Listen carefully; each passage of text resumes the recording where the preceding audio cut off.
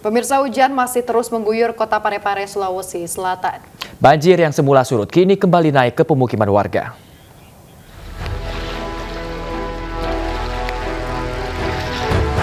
Tim SAR gabungan kembali mengevakuasi sejumlah warga yang terdampak banjir di wilayah Tegal, Kelurahan Lapade, Kecamatan Ujung, Kota Parepare, Sulawesi Selatan pada Kamis malam. Petugas menyisir rumah warga untuk mengimbau agar segera meninggalkan rumah. Banjir naik ke pemukiman pada pukul 10 malam akibat sungai Jawi-Jawi kembali meluap. Sebelumnya banjir sempat surut, namun hujan deras terus-menerus mengguyur kota Parepare sejak Kamis siang. Hujan mulai turun lagi dan mulai tambah deras, tidak berhenti. Dan kita cek di lapangan, air sedikit mulai naik. Kita lihat di Tegal ini kurang lebih 70-80 cm udah mulai naik. Ini yang di jalan. Kita nggak tahu yang bagian-bagian dalam lagi tuh kayaknya udah hampir 2 meter kalau bagian dalam. Jadi nggak bisa dilalui. Setidaknya sudah 300 warga yang memilih mengungsi dari lokasi banjir ini. Mereka mengungsi ke lokasi yang lebih aman seperti ke sanak keluarga. Dari Parepare, Sulawesi Selatan, Erwin Eka Pratama, iNews melaporkan. Kita ke informasi berikutnya, pemirsa. Gedung Serbaguna Persatuan Redetama Republik Indonesia atau PWRI Pondok Labu Cilandak, Jakarta Selatan terbakar malam tadi. Diduga kebakaran terjadi akibat sambaran petir saat hujan deras mengguyur kawasan Jakarta Selatan.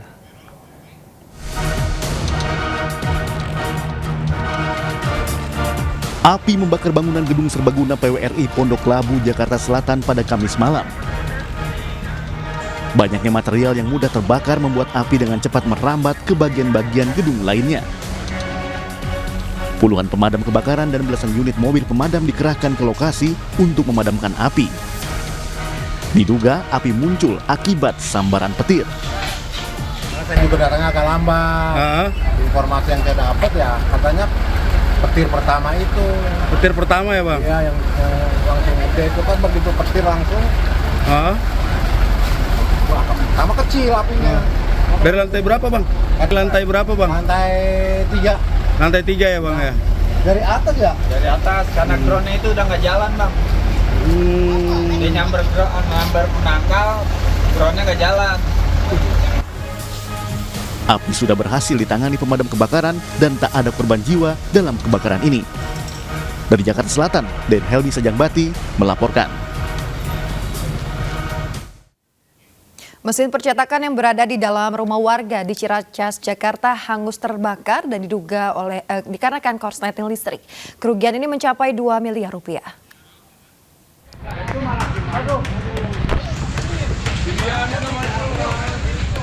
Kepulan asap hitam tebal membumbung saat kobaran api membakar sebuah mesin percetakan yang ada di dalam rumah di Jalan Raya Sentek, Ciracas, Jakarta. Dengan cepat api membakar mesin percetakan dan merambat ke beberapa bagian rumah. Petugas pemadam kebakaran yang tiba di lokasi langsung berupaya memadamkan api. Suara ledakan beberapa kali terdengar saat kebakaran terjadi. Diduga kebakaran terjadi akibat korsleting listrik dari mesin percetakan. Kerugian mencapai 2 miliar rupiah. Rumah Percetakan. Oh, percetakan untuk buat undangan gitu atau Iya, percetakan. Nah, terus awal apinya gimana Bang? Awal api hitam langsung keluar dari depan. Oh, itu apinya api dalam ya Bang? Dari dalam. Yang terbakar apa namanya Bang? Mesin apa? Untuk kejadian ini menurut anggota yang datang lebih awal diduga karena ada pengerjaan dan konsleting dari mesin percetakan. Mesin percetakan. Itu konsleting berarti artinya sempat meledak dulu ya Bang ya? Sempat meledak dulu menurut informasi dari rekan kami yang pertama nyampe. 9 mobil pemadam kebakaran beserta puluhan personil dikerahkan ke lokasi. Jalan raya sempat ditutup sementara selama proses pemadaman berlangsung. Dari Jakarta, Rio Manik, iNews melaporkan. Pemirsa, sebuah mobil terbakar ketika sedang mengisi bahan bakar di SPBU Karangmoncol, Pemalang, Jawa Tengah. Kebakaran berawal saat mobil box sedang mengisi BBM. Tiba-tiba api muncul dari bagian bawah tangki mobil. Api dengan cepat merambat ke seluruh badan mobil hingga hangus terbakar. Untuk memadamkan api, petugas damkar bersama warga berupaya memadamkan api. Beruntung kebakaran tidak meluas ke unit pengisian bahan bakar dan kendaraan lainnya. Mobil yang terbakar juga ditarik menjauhi area SPBU agar tidak menyambar ke kendaraan lain. Tidak ada korban jiwa dalam peristiwa ini, namun kerugian ditaksir mencapai ratusan juta rupiah. Kebakaran mobil kan berarti nang mobilnya kayak.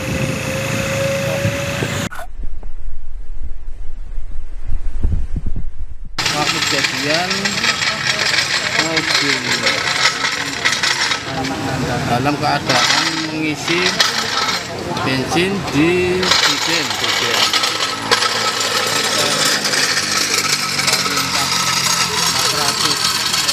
liter itu dari mesin mobil keluar api, lalu merambat ke Pemirsa, kita ke informasi berikutnya. Pemirsa, polisi menggelar rekonstruksi ulang kecelakaan maut yang menewaskan mahasiswa Universitas Indonesia Hasya Atalah. Rekonstruksi digelar dengan menghadirkan pengemudi SUV yang menabrak Hasya di Jalan Srengseng Sawah, Jakarta Selatan.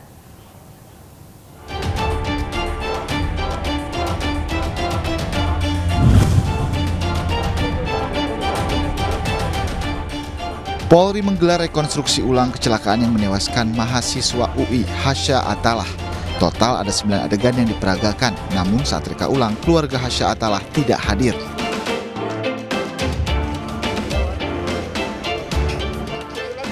AKBP Purnawirawan Eko Setiabudi Wahono memerankan langsung rekonstruksi ulang kecelakaan yang menewaskan mahasiswa UI Hasya Atalah. Eko merupakan pengemudi mobil yang menabrak Hasya dalam kecelakaan di Jalan Raya Srengseng Sawah 6 Oktober 2022 lalu. Dalam satu adegan terungkap saat setelah Hasya tertabrak, Eko turun dari mobil dan memindahkan korban ke pinggir jalan namun tidak membawanya ke rumah sakit. Penyelidikan ulang kasus ini dilakukan atas perintah Kapolri setelah kasus ini menyita perhatian publik. Pasalnya, polisi menetapkan Hasya yang tewas tertabrak sebagai tersangka. Jadi walaupun tidak minimnya saksi-saksi yang dimiliki tidak menjadi hambatan bagi Polri saat ini untuk mengangkat jejak-jejak di TKP sedemikian rupa dapat menggambarkan secara utuh bagaimana proses terjadinya tindak pidana kecelakaan lalu lintas yang terjadi saat ini.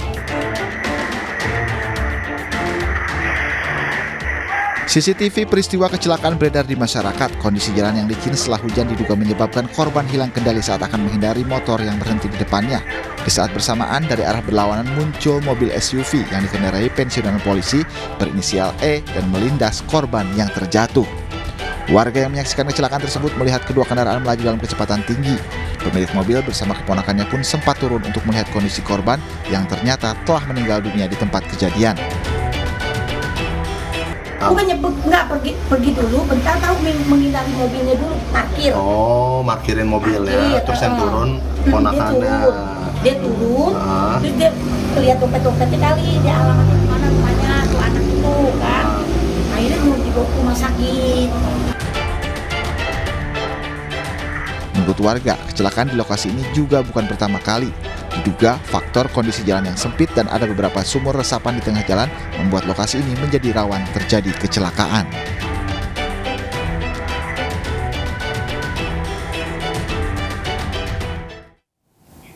BEM Universitas Indonesia menyatakan polisi tidak profesional dalam menangani kasus kecelakaan yang menghilangkan nyawa mahasiswa UI tersebut.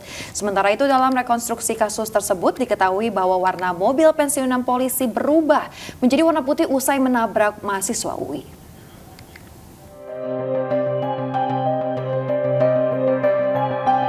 Badan Eksekutif Mahasiswa Universitas Indonesia menyatakan Polda Metro Jaya tidak profesional dalam menangani kasus kecelakaan yang menghilangkan nyawa Hasya. Ketua BEM UI, Melkisedek Huang, menyebut ketidakprofesionalan tersebut terlihat karena Kapolda Metro Jaya Irjen Fadil Imran baru membentuk tim khusus setelah korban dijadikan tersangka. Diketahui bahwa penetapan almarhum Muhammad Hasya Atalah Syaputra mahasiswa UI sebagai tersangka dalam kecelakaan lalu lintas mengundang polemik, bahkan menjadi sorotan sejumlah pihak. Kepolisian telah membentuk tim pencari fakta yang terdiri dari internal maupun eksternal. Adapun tim eksternal akan melibatkan pakar transportasi hingga pakar hukum. Sementara tim internal akan terdiri dari bidang hukum Mapolda Metro Jaya hingga Direktorat Lalu Lintas Polda Metro Jaya. Sementara itu, polisi telah menggelar rekonstruksi. kasus kecelakaan yang menewaskan mahasiswa UI.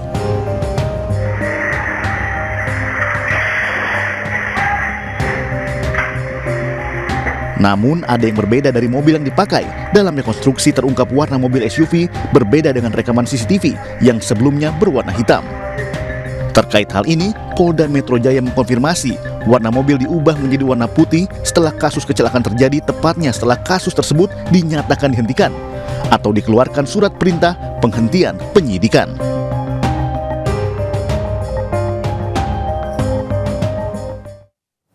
Tergiur dengan iming-iming uang sebesar 500 juta rupiah dari Wawon Erawan alias Aki membawa Solihin alias Duloh ke dalam sasaran kasus pembunuhan berantai. Meski telah membunuh 7 dari 9 korban, namun pria berusia 63 tahun itu tak kunjung menerima uang yang dijanjikan.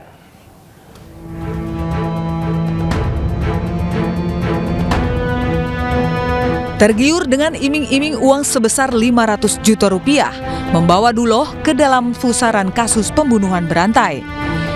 Doktrin dari tersangka Wawon Erawan tentang sosok sakti pemberi kesuksesan bernama Aki Banyu membuat pria yang sehari-hari berjualan es cincau ini terperangkap. Pembunuhan demi pembunuhan terus dilakukan Duloh setiap menerima perintah dari Aki Banyu yang belakangan dia ketahui adalah Wawon. 7 dari 9 korban dieksekusi oleh Duloh, baik dengan cara diracun maupun dicekik. Duloh sendiri mengaku sudah kerap menagih uang 500 juta rupiah yang dijanjikan Wawon. Namun, Wawon selalu mengelak dengan dalih uang akan diserahkan jika semua pembunuhan yang sudah dirancang selesai dilakukan. Solihin alias Duloh telah mengakui seluruh perbuatannya dan meminta maaf kepada seluruh para korban serta siap menerima hukuman. 7 orang bapak yang ngelakuin merasakan ya membunuhnya. Bapak terima kesalahan bapak, itu cuma 7 orang. Bapak juga merasakan tapi ini perasaan disuruh nggak boleh membantah itu. Nah, bapak tuh bisa ngebantah? Ya suruhan jangan boleh ngebantah, harus itu. Siung Wawon atau kumaha? Siung Wawon atau kumaha? Ki Banyu itu, ibunya Ki Banyu. Penyidik Polda Metro Jaya hingga kini terus menyelidiki kasus pembunuhan berantai tersebut dan masih menunggu hasil ekshumasi terhadap jasad para korban.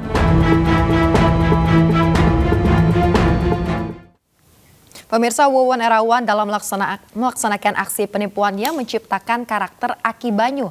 Nah, karakter fiktif tersebut seolah-olah memiliki kekuatan supranatural pemberi kesuksesan.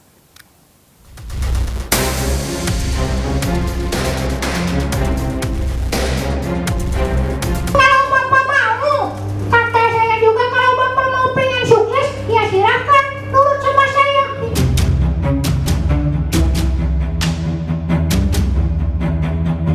Seperti inilah karakter suara Aki Banyu yang diciptakan Wawon Erawan untuk mengelabui korban-korbannya. Karakter hayalan orang pintar dengan kekuatan supranatural pemberi kesuksesan ini tidak hanya berhasil mengelabui para korban yang diperas uangnya. Aki Banyu juga berhasil mengelabui kedua anak buah Wawon, tersangka Duloh dan Dede. Melalui karakter fiktif Aki Banyu, Wawon berhasil memperalat Solihin alias Duloh untuk membunuh 9 korbannya. Kebohongan Aki Banyu baru terbongkar setelah Wawon ditangkap polisi. Yang meninggal di tangan saya, aku cuma nyuruh doang, Pak. Iya. Semua di tangan Pak Solihin aja. Enggak tahu, Pak. Waktu dulu. Pas tahu gimana Pak responnya, Pak? Ya, pas tahu itu, ya udah tertangkap aja. Pas tertangkap baru tahu. Iya. Selama ini berarti Solihin sama Dede percaya aja tuh? Iya, percaya. Wawon menambahkan para korban dibunuh untuk menutupi jejak penipuan dukun pengganda uang. Sedangkan motif pembunuhan Bayu anak kandungnya yang berusia 2 tahun dilakukan karena Wawon kesal korban rewel dan sering menangis hingga membuatnya malu pada tetangga. Dari Jakarta, tim liputan iNews melaporkan.